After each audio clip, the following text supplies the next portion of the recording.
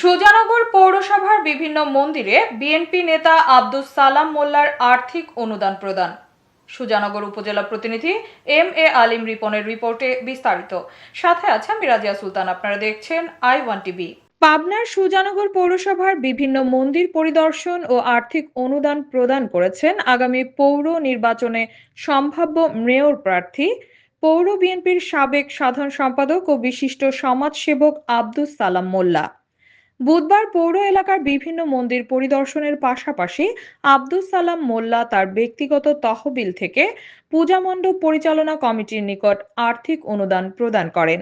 এ সময় বিএনপি নেতা আব্দুস সালাম মোল্লা বিএনপির কাছে সংখ্যালঘু বলতে কোনো শব্দ নেই জানিয়ে হিন্দু সম্প্রদায়ের উদ্দেশ্যে তিনি বলেন, শুধু পূজা নয়, যে কোনো প্রয়োজনে আমি আপনাদের পাশে আছি।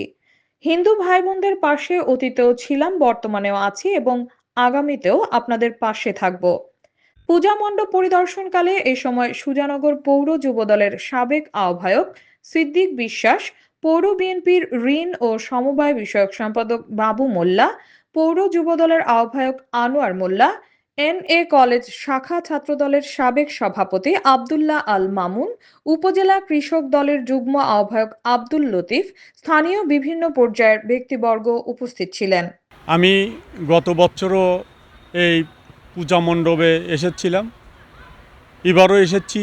এই পূজা মণ্ডপে তাদের উৎসব আরও ভালো হয়, এজন্য আমি কিছু অর্থ এখানে ব্যক্তিগত পক্ষ থেকে এদের শুভেচ্ছা দিলাম, উপহার দিলাম। এবং পৌরসভায় যতগুলো মণ্ডপ আছে প্রতিটি মণ্ডপেই আমি যাব এবং আমার ব্যক্তিগত পক্ষ থেকে আমি এদের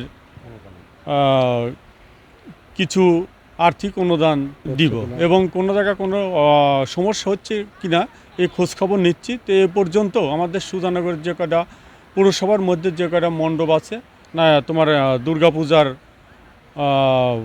উৎসব যেখানে হচ্ছে, কোনো জায়গায় কোনো রকমের কোনো বিশৃঙ্খলা ঘটেনি। আমরা আশা করি এটা হবে না।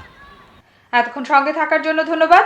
I1 টিভি নিয়মিত আপডেট পেতে ভিজিট করুন আমাদের ওয়েবসাইট, ফেসবুক, ইনস্টাগ্রাম ও ইউটিউব চ্যানেলে।